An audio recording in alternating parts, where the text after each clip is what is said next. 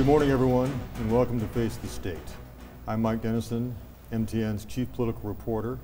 Today on Face the State, we'll be talking about one of the biggest issues before the 2015 legislature this year, and that's Medicaid expansion. Expanding Medicaid will expand medical coverage to thousands of low-income Montanans. It will also bring millions of dollars into the state from the federal government, and the state will pay some of the share of the cost as well. But before that happens, the program has to clear some hurdles. It has to get approval from the federal government. It also has to be implemented. It's a fairly complex program. The state, along with a private contractor, will be doing the implementation next year. To talk about some of those hurdles and the way the program is going to go, this morning I have with me Senator Ed Buttrey from Great Falls, a Republican who was the chief sponsor of the Medicaid expansion bill, and also Tara Veazey, who's the chief health policy advisor for Democratic Governor Steve Bullock, who also supported the Medicaid expansion. Tara, we'll start with you. Let's talk about the federal process. You've submitted a request to the federal government to get approval for our program. What's going to happen now? How soon will it happen? And what things are you expecting in that process? Well, thanks, Mike, for having us here today. The federal government, the quickest they can act on a waiver is 45 days. There is a mandatory 30-day public comment period and then a 15-day waiting period on the federal side before approval can happen. So on the state side, Governor Bullock asked his team to work as quickly as possible to get the waiver submitted to the feds by September 15th. That would allow CMS to approve the waiver as early as November 1st. Now, the reason that November 1st deadline is so important is that that's when open enrollment begins for the private marketplace exchange. And what we want to make sure we're doing is doing everything that's possible and in our control to make sure that when people go online to see what coverage options are available to them, they can also find out at the same time if they're eligible for the HELP program or not. Now, there are a lot of things motivating the quick time frame on the state side.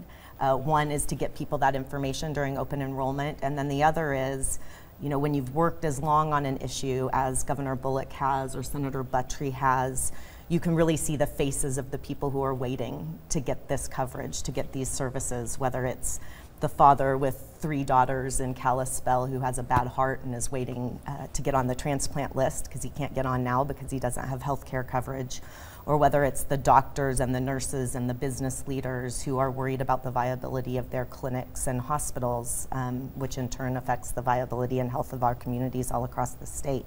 So we're highly motivated to get it done. The tricky part is we don't control the federal timeline. So we know the earliest they can approve is 45 days, which would put us at November 1st. But they aren't obligated to move that quickly. I will say that Governor Bullock has talked to Secretary Burwell and expressed how important timeliness is here, and I think all of the parties are working really hard to try to get something done as quickly as possible. Now, Senator Buttrey, I know that you spent some time talking to the feds as well as you developed this program, and they have raised some concerns about it. They've talked about the premiums that will be charged to Montanans, which is fairly unique in the country, and also about some of the co-payments. I'm just wondering, how confident are you that the federal government is going to give its stamp of approval to the program? And if there is a problem and they say we don't like this or that, you know, what happens then? Yeah, thanks, Mike. That's a great question. You know, that's really what it comes down to now. Is it's an issue of, is it more important that we're going to talk about premiums and copays for the folks at the lower end of the income spectrum, which is really what the big issue is. The law was written in such a way as that we wanted to maximize the investment of all parties that are participating in the plan. And that meant premiums and copays for anyone that was participating.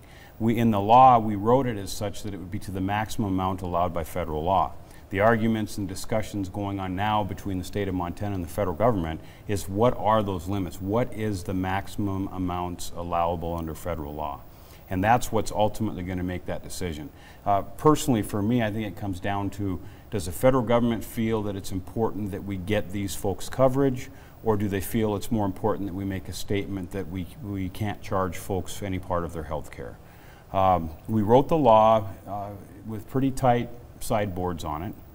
Again, it is under the determination as to what's allowed by federal law.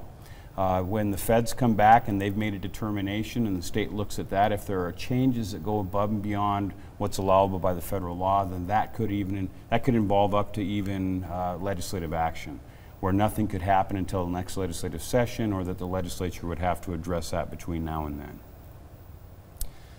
Let's talk about we'll come back to the premiums in a little bit, as far as how much they are and other things about eligibility. But let's assume that the feds do approve this sometime in the next several months, and we're aiming for a launch sometime early next year, perhaps as early as January. How do people sign up? How do we determine who's eligible? How is that process going to work? Well, there are a couple of pieces to the outreach and enrollment, and we'll be working with a lot of partners to make sure that enrollment happens as effectively and efficiently as possible. So a couple of examples. If you think of enrollment as sort of having two primary strategies. One will be really primarily the responsibility of the state and the Department of Health and Human Services.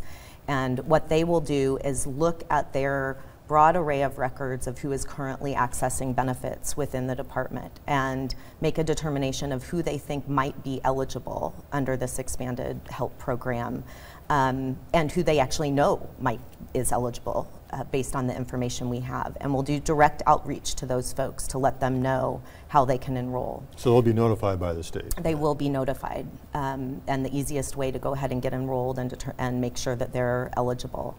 The other piece of the puzzle will be working with the broad array of partners that we've been working with for 2.5 years to actually get the HELP Act passed and get some form of expansion passed. So that's everyone from hospitals to community health clinics to navigators and certified application counselors to tribal health clinics, all of whom, to low-income advocates and AARP, all of whom have been really highly motivated to get something passed and have stayed just as involved and active to make sure that the actual enrollment and implementation is a success. So we'll be working with those stakeholders and those providers to make sure that they have all of the training and information and capacity that they need to get people enrolled when they come into contact with them. Okay, now Senator Buttrey, as you know, critics of this program said, well, this is just another welfare program we're starting up. I don't think you believe that that's what it is. What's your answer to that criticism, and is this just another welfare program? How would you describe the program? Who is it supposed to help and how? Well, I think I'd answer that in two ways. One of them is that the ultimate entitlement program exists today. The same folks that would be affected by the HELP Act are getting free health care today. They're just simply getting it at the wrong time, at the wrong place, and in the most expensive manner possible. They're getting it in the ERs, which is going to be 5 times or more the cost of if they went in the front door of the hospital. They're not getting preventative care, which then you can avoid a lot of the chronic conditions and the cost to themselves and to all of us later on in life. So I think that my first response is that, if we want to address entitlements, that's what the HELP Act is doing. We're addressing the entitlement today, which is free health care. The second way I would address it is that, if we look at how much we're dependent on the federal government, we're a large state, one of the largest states, we have one of the smallest populations, and we have one of the highest populations living in poverty. I think today we're 48th in the nation in take-home pay. If we want to address how much money we're taking the federal government, address these entitlements, we have to do something about it. Simply complaining about the problem is not enough. We can't change our state size. We can't drastically change our population, but one of the things that we can do is we can aggressively attack this issue of poverty. And that's what the HELP Act does. Through its economic development program, through mating that with health care, ultimately someone cannot keep and hold the job and be successful in a job if they're not healthy, if they're on addictions, if they're not being treated for mental illness. So we do those things. We take them out of poverty, we take them off social programs, and ultimately we reduce their dependence and our state's dependence on the federal government. Thank you. And I think we'll come back and talk a little more about the economic part of the program later in the show. Let's also talk a little bit about who is eligible. How much money can you make and still be eligible? How much is the premium? And then also there is an asset fee or test. Let's talk about that as far as who can get the program and maybe who cannot. So in order to talk about who the HELP Act will cover, it's good to provide background on who is currently covered under Medicaid. And it's important for folks to know that right now our eligibility standards are very, very low in Montana. So for most people without kids, you have to be sick, blind, or disabled to qualify for health care now. So going back to Senator Buttry's point, you're really waiting till people who are so sick and have had their conditions untreated for so long many times that they can no longer work. And it's only then that they can get access to health care. For parents of kids that make under 50% of the federal poverty level, which is about a little under $6,000 a year, they also get covered right now. But as soon as they make 51% of the federal poverty level, they're no longer covered. So there's interesting incentives in the program right now. What the expansion will do under the HELP Act is allow everyone who's under 138% of the federal poverty level to qualify. Now, I might not get the number exactly right here, but I think it's somewhere between $16,000 and $17,000 a year for a single person. $16,400, I believe, for a single person. I told you before the interview that you didn't need us here. And Mike, if you look at and that's for an individual, right. You're talking about someone becoming ineligible for the HELP Act at roughly $7.78 an hour, which of course is under minimum wage. Yes.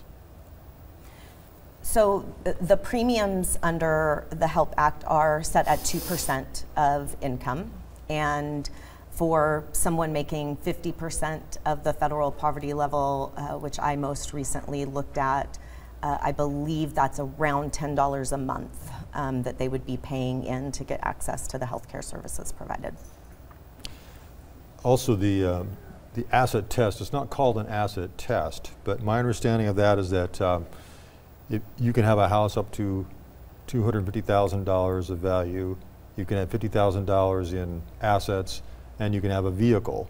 And if you're above that, then you have to pay a fee in order to be covered by this program. Now, I looked at those requirements, and it looks to me like you're essentially trying to discourage people with those sort of assets from being on the program. Is that correct? Well, I'll start out answering that. There is no asset test in the bill. There's what we call a taxpayer integrity fee, which is worked through the Department of Revenue, and it, as you said, looks at the home, looks at the value of vehicles and other things that someone may have, and basically we don't want to take anyone or not include anyone from the program, but if you exceed those limits, then we feel that you ought to pay more into the program to be part of the program. I think it's a really important point that there is that fee is not in any way associated with enrollment or services. So it's really saying for those people who have the means to pay more and to help share in the cost of providing healthcare services, that we're going to ask a little more of you. And how are we going to enforce that provision? Who's going to be checking to see if someone has 5 cars or has an additional house or has $100,000?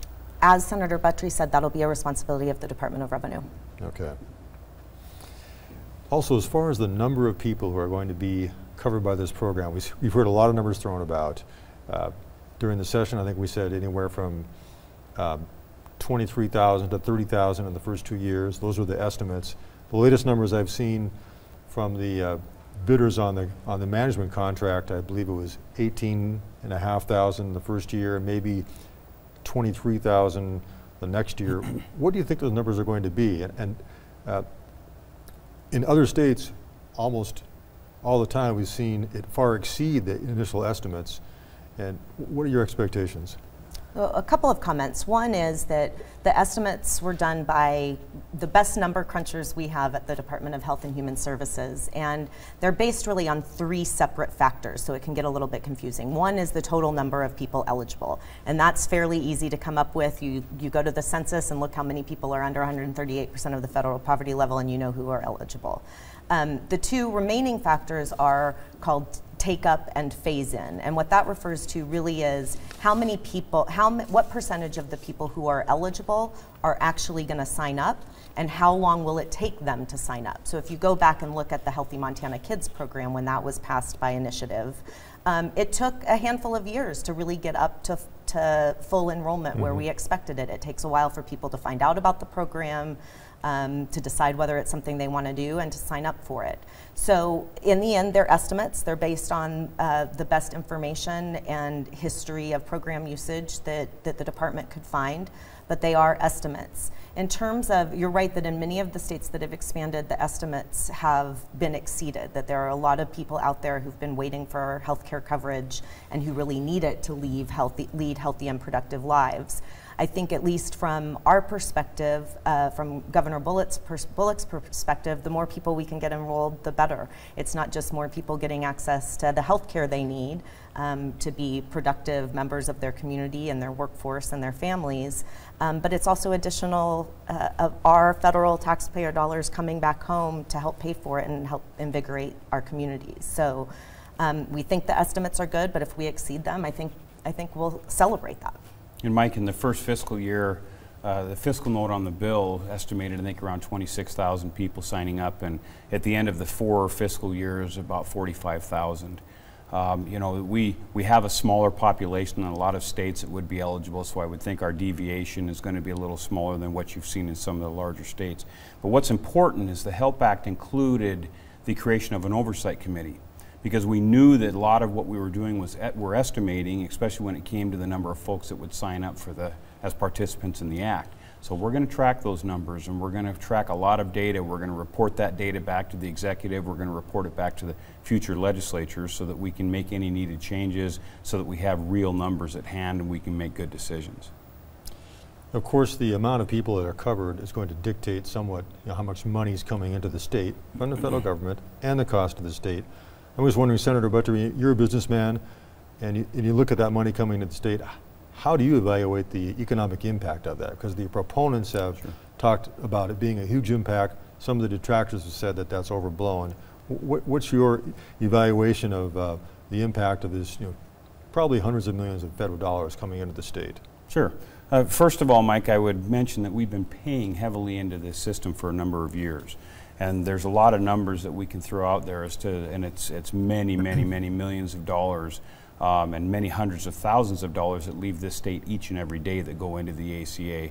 So you can look at it and say we're bringing federal money back. I think we're bringing money that Montanans paid into the system back into Montana. When we look at the economic impact, we've got to look at both sides of the P&L. We're going to have expenses that are going to be determined by the number of participants in the plan. And in many states, as we've discussed, the participants have been higher, and so you have groups that talk about how the expenses were so much higher than planned. But you have to look at the other side, on the revenue side. And we don't have, even when you look at the positive impacts listed in the fiscal note, what the fiscal note doesn't account for is the jobs created, is the income tax that comes into the state of Montana from those jobs created, whether it's payroll tax, whether it's corporate tax, whether it's folks paying property taxes because they've been able to go out and buy their first home. We have to look at the impact on the reduction in use of social programs. So when we look at all of those, and we're seeing data now from other states like Ohio and Kentucky, we're seeing nonpartisan reports from companies such as Deloitte where they're actually looking at the jobs created, the tax impact, what it's doing to states' budgets, and if the program can and will pay for itself. And that's what we'll do with the Oversight Committee. So I think that we have to find a way to track everything that's happened as a result of the Act, not only the expense side, but very importantly the revenue side, and find out what the true impact is to our state budget, to the folks that have and are paying for insurance now, and to the average taxpayer. And that's what we'll do with the Oversight Committee. I think, if I can just add, I think Sure. Senator Buttrey made a really good point. He doesn't like it when I tell him he made a good point, but that what we're seeing in other states is that even where enrollment exceeded expectations, they're also finding that the savings to the state have also exceeded expectations. So I think and that's my point, yeah. is we have to look at the whole picture. You can't pick a data point in time, and we see that happen from both groups from groups on all sides, is they'll pick a point in time and say, well, your enrollment was higher, so your expenses are out of control. But what you have to look at is the revenue. Is the state managing that enrollment? Are we putting the people to work? Are we creating the right types of jobs? And are we bringing income back into that state to pay for the program? And that's what we need to make sure happens. I believe that the HELP Act will create a lot of jobs, is going to pull a lot of people out of poverty. We're one of the first states, and certainly the state most focused on bringing together economic development and healthcare, and understanding that you have to bring them together for people to be successful. And I think the program will be successful. Now, another economic aspect that we haven't talked about much is the kind of the job training and job evaluation provisions in the law. I looked at those. It looks like this is an attempt to take people who may have lower paying jobs and perhaps train and direct them toward better paying jobs and, Sure. and lift them out of poverty. But it is voluntary. I'm just wondering, how is that going to work, and how much do you think people will actually take the state up on those offers? Sure, it is voluntary. Initially, when I drafted the bill, it was a mandatory requirement to take part in the program. That's a work requirement, and the feds would not allow that. But the Department of Labor is creating what I think is the most targeted and focused economic development program in the state's history. And that was important to me when I wrote the bill. To me, this is an economic development program that realizes people have to be healthy, off addictions, and mentally healthy to work and succeed in jobs. So what the Department of Labor will do is they will hold classes, and there'll be around 400 initial classes around the state, to talk to folks that are signing up for the HELP Act program. Those classes will be of two different flavors. One will be for folks that are trying to find employment, and another type of the class will be for folks that have employment but that are trying to achieve better employment. And in those classes, they'll assess people, and they'll try to identify barriers either to employment or better employment, and they'll follow up. They'll set a schedule to follow up with folks to figure out which program, which way we as a state can best help these people maximize their opportunities and goals in the workplace. And so we're going to physically touch every one of those folks.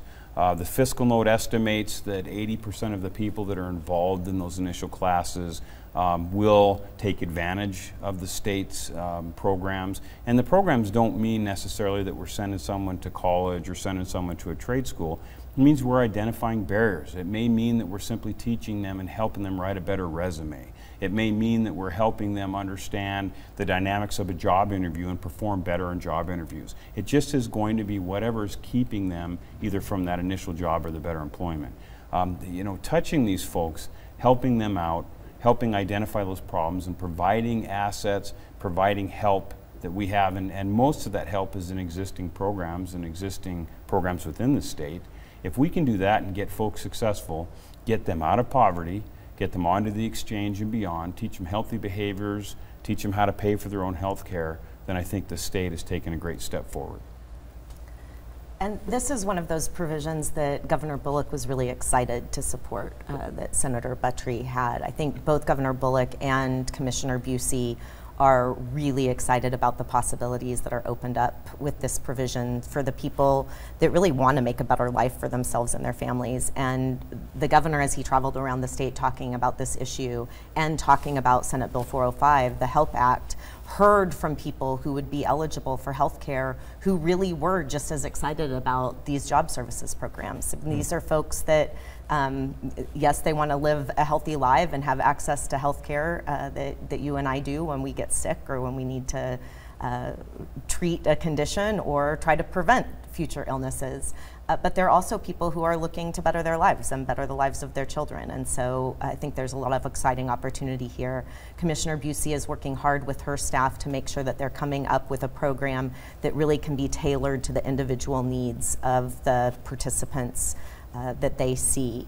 I would love to talk about just one particular program that they're working on because I think it's really interesting and really exciting, and that is they have another grant that they're working on that's implementing something called the Healthcare Montana program, and it's to help low-wage workers or displaced workers get into high-demand, high-paying healthcare jobs. We know that as our economy ages and grows, that's going to be a growing part of a growing segment of our economy. And so what they're doing is looking at reducing those barriers and getting people into programs that can move them into the healthcare industry, whether it's recording jobs or APRNs. So they're working with community colleges and tribal colleges all across the state, and we'll be looking at ways to get HELP Act participants into that exciting program as well. Mike, I think it's key that we need to recognize that we don't succeed by just providing health care. We don't succeed by just providing economic development opportunities. That's one of the problems that I've always had with the Affordable Care Act as written, is it's all about health care. I think if we're going to succeed with this plan, and Montana's the first state to do it, is we have to have components of both and we have to work together. We're working together with the state, and to the governor's credit and Commissioner Busey's credit, they've really grabbed onto this idea of pulling people out of poverty at the same point that we're ensuring that they're healthy.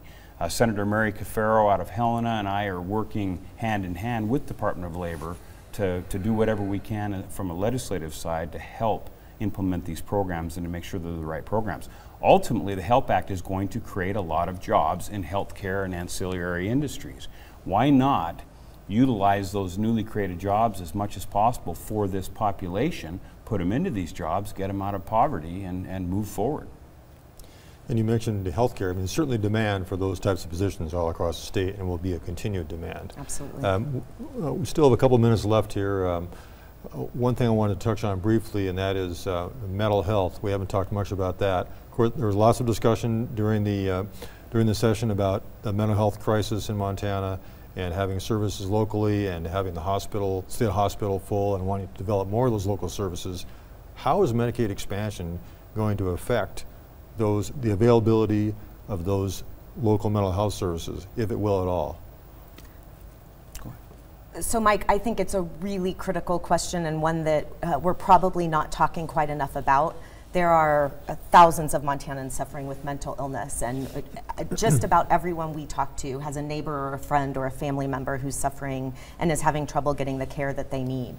I think there were a lot of good mental health bills passed in the 2015 legislature that are going to help bolster our continuum of care, including community-based services. I think that personally, the most important piece of mental health legislation to pass was Senate Bill 405, the HELP Act. And that is, it provides basic health care coverage, including mental health, for every person who is eligible. And that means they don't have to access one particular community program. They have the full access of mental health services that's afforded to you or I or anyone else who has private insurance. And I think it's really hard to underestimate.